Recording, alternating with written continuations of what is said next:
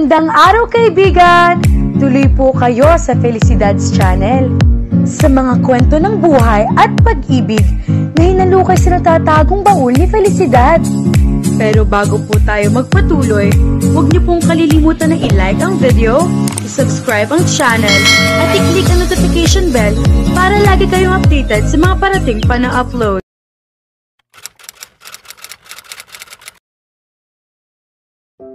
He's not a risk-taker, ani Julian sa mga kaibigan niyang sina Claire at Irene.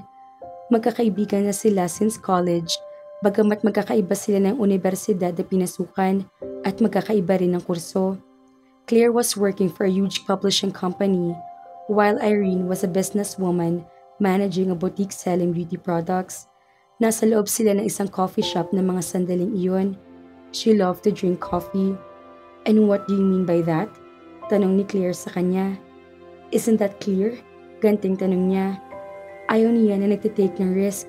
Kapag ang isang gawain ay pwede magdulot ng panganib sa buhay niya, makakaasa kang hindi niya gagawin yon. At ano naman ang kakatwa ron? Sabad ni Irene sa usapan. Everyone is like that. Bakit mo gagawin ang isang bagay kung pwedeng manganib ang buhay mo? Unless you have suicidal tendencies. So you're saying na pareho kayo ni Dave? Oo, I don't think so. Bakit naman? Because you drive your own car? Sabi mo sa amin, maganda ang kotse ni Dave. Oo, maganda talaga. It's a BMW convertible, probably costing around 4 to 5 million pesos. Pero hindi siya nagdadrive. He doesn't know how to drive. Again, what's so unusual about that? Tanong ni Claire. Hindi rin ako marunong mag-drive. Ibig sabihin, freak din ako. Hindi ka natuto magmaneho dahil wala kang time mag-aral. At saka wala kang kotse. Bali niya dito. It's not that I can afford one. Hilit nito. Si Dave, kahit ilang kotse, ay kaya niyang bilhin. At marami siyang oras para mag-aral. Pero hindi siya nag-aral. Maybe because he can afford to have a driver? Ani Irene. Kahit 100 driver, kaya niyang pasweldohin. Kahit ako, kung kaya ko rin lang magpasweldo ng driver, kukuha rin ako. Nakakatamad yata mag-drive. Buti sana kung hindi heavy traffic dito. Iyong oras na ipagdadrive ko, ibabasa ko na lang ng libro. Hindi iyon ang dahilan, sabi niya. Hindi dahil can afford siyang kumuha ng kahit ilang driver. Ano ang dahilan kung ganun? Tanong ni Claire. Yun ngang sinabi ko kanina. He doesn't like risking himself. Diba, pag nag-drive ka, may posibilidad na babangga ka o mahulog ka sa bangin? Tumango ang mga ito. Yang mga risks na yan ang dahilan kaya ayaw niya mag-drive. Natatakot siya mabangga o mahulog sa bangin. Hindi pa rin masyadong unusual yan, komento ni Claire. Marami talagang ayaw mag-drive dahil nga natatakot mabangga. Those are not the only risks he is afraid to take. Ano pa? Marami. Some are childish. Hindi mo pa siya mapapasakay sa roller coaster dahil may posibilidad na maderail daw iyon. Hindi mo rin siya mapapasakay sa motorcycle dahil malaki ang chance na mag-skid iyon o mawala ng kontrol. At kung hindi rin lang importante at kailangan talaga siya mag-travel, hindi mo rin siya mapapasakay ng eroplano. And he definitely will not travel by ship again. Kung sino man nakakausapin niya, pinaluluwas na lang niya iyon sa Maynila. Hindi naman itinatago ni Dave ang takot na iyon sa kanya. Mula na mangyari ang trahedyang iyon, ang paglubog ng barkong sinasakyan ng pamilya nito at ang pagkamatay ng ama nito at mga kapatid ay naging overprotective ng mama nito rito. Inilayo na nito si Dave sa anumang pwedeng pagmula ng sakuna. Hindi nito hinayaang matutong magmaneho ng kahit anong sasakyan ang binata at hindi rin hinayaang magbiyahe kung saan-saan kung hindi rin lang importante. Ganun pa man, lumaki si Dave na walang hinanakit sa mama nito. She suffered a great loss. She lost a husband and 2 kids. Ang una raw talagang reaksyon ng mga taong nakaka-experience ng ganito ay ang proteksyonan at huwag nang bitawan ang natitirang mahal nila sa buhay. They will do anything to protect this loved one. So she's just reacting normally when she became too protective of me. Siguro, mas may karapatan ako magtampo kung pagkaraan ng trahedyang yun ay pababayaan na lang niya ako at wala na siyang gagawin kundi ang magmukmok at iyakan sina Papa. Pero sa palagay niya ay malang ginawa ng mama nito. Life was about taking risks, confronting dangers, facing the fears. Kung lagi na lang itong nasa loob ng silid nito at pinagmamasdan mula sa bintana ang pagdaraan ng mga panganib sa halip na harapin ang mga iyon, para ano pat nabubuhay ito. One of the sources of happiness was defeating one's enemies and conquering one's fears. Tama namang obligasyon ng isang tao na alagaan ang buhay nito, but don't overdo it. She could say that she and Dave were opposites. She loved taking risks. She loved facing dangers. She loved conquering her fears. Hindi niya pinagtataguan ang mga iyon. Iyon siguro ang dahilan kung bakit kontento siya sa trabaho niya. She loved adventures. Some of her hobbies were not for the faint-hearted. She climbed mountains. She bungee jumped. She loved riding motorcycle and once dreamt of joining motocross.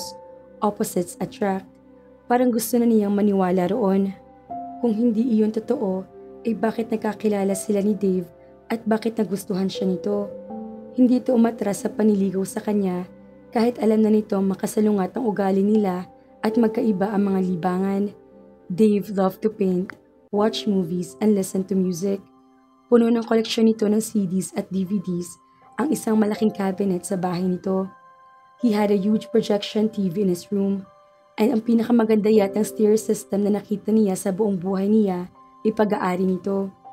Pero iyon lang naman ang kapintasan ni Dave. Kung kapintasan nga matatawag ang pagiging lagi nito sa safe side. Natatabunan iyon na napakaraming pwedeng purihin kay Dave. Huwag nang isama pang pisikal na katangian nito at ang magandang ugali nito. Bukod sa wala pa ito ni isang masamang bisyo, kaya hindi katakataka kung nahuhulog na ang loob niya rito. Julian, mahal na pala eh. Bakit di mo pa sagutin? Ani Irene habang kausap niya ito sa telepono. Para nga kasing ang layo ng personalidad namin. Aniya, pakilagi lang kami mag-away. Ba't naman kayo mag-aaway? Eh ikaw na rin na may sabing mahabang pasensya ni Dave. Ako ang maikli ang pasensya. Baka buong relasyon namin ay wala akong gawin kundi ang mainis sa ugali niya. Mahal ka ni Dave, diba? Yun ang nararamdaman ko. Kahit ano, handa niyang gawin para sa'yo, diba? Yun ang sinasabi niya. Does he mean it? I think so. Kung ganun, bakit hindi mo siya baguhin? Patapangin mo siya. Tell him life is too short to be a wallflower. Tell him to dance. Life is like a big dance floor. You're brought to this world to dance to the music that is playing. If God didn't want us to dance, He wouldn't have given us feet. Napangiti siya. Ang laki talaga ng impluwensya ng poetry book sa binabasa mo. Halata bang linya mula sa isang tulang sinabi ko? Medyo, bumungis-ngis ito. Pero bagay naman sa sitwasyon mo, diba? Oo, kaya gagawin mo. Mukhang wala namang mawawala kung susubukan ko. Happy birthday! Masayang bati ni Julian kay Dave habang iniaabot niya ang regalo niya rito. It was an expensive perfume. Iyon ang pabangong ginagamit nito at gustong-gusto niyang amoy na yon. He was celebrating his 29th birthday. They were in a classy European restaurant. It was her treat for him. It was she who made the reservation in that restaurant. Thank you, anito habang kinukuha ang regalo niya. Ano to? Buksan mo. Mamaya na lang para surprise. Pasensya ka na riyan. Kahit ano pa ito, magiging napakahalagang bahagi na ng buhay ko ito. Natawa siya. Ang corny mo. Luminga ito sa paligid. Nice restaurant. Ngayon ka lang ba napunta rito? Tumango ito. Masarap ang pagkain nila rito. Aniya. Mukha nga. Maganda rin ang music nila rito. Wala ako naririnig. Gusto mong marinig? Tumango ulit ito. Nakangiting sinanyasan niya ang isa sa mga waiters ng restaurant. Maya-maya ay lumapit sa kanilang dalawang lalaki. Pareho nakataksido ang mga ito at may hawak na violin. Nagsimula ng tumugtog ang mga ito. Hulaan mo kung anong kanta yan. Nakangiting sabi niya. Hindi agad ito sumagot. Tila pinakikinggan ng mabuti ang pumapalinlang na musika. Huwag mong sabihin hindi mo alam yan. Babawiin ko yung regalo ko sa'yo. Biro niya rito. Kumunot ang noon nito. Hindi niya alam kung pinasasakay lang siya nito na kunwa ay hindi nito alam kung ano ang titulo na naririnig at tugtugin O talagang hindi nito alam iyon? Nangako ito sa kanya na kakabisaduhin na nito ang nasabing awitin. Sayang, sasagutin sana kita ngayon kung mahuhulaan mong kanta na yan. Because of you, mabilis sa sagot nito. Nakakainis ka, alam mo naman pala. Tinitignan ko lang ang magiging reaksyon mo. Pinasasakay mo lang pala ako. Yung sabi ko, kalimutan mo na yon. Nagbibiro din lang ako ron. Aniya, saka napakagatlabi. Nakita niya na tigilan si Dave. His jaw even dropped a little. Gusto niyang matawa. You're kidding, Anito. Yes, I was just kidding nang sabihin kong sasagutin kita pag nahulaan mo ang pamagat ng kantang yun. Seryoso mukhang sabi niya. Bumakas ang pagkadismaya sa mukha nito. Akala ko pa naman, Anito. Akala mo ano? Akala ko, girlfriend ko na pinakamagandang babaeng nakilala ko. Kinilig siya sa narinig. Bola, sabi niya at kunway umingos. Hindi pa rin siya ngumingiti. Nawala na ito ng kibo hanggang matapos ang kanta. Ba't bigla kang nawala ng kibo riyan?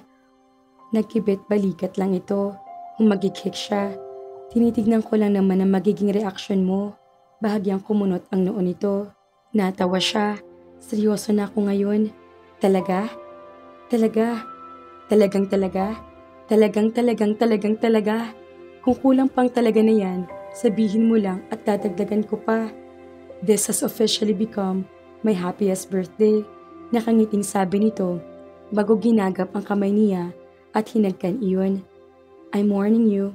Once na makalimutan mo ulit ang pamagat na paborito kong kanta na yon, babawin ko agad ang pagsagot ko sa'yo. That will never happen.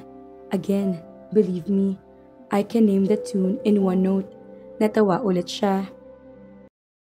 Kaya naman, abangan natin ang susunod na kabanata.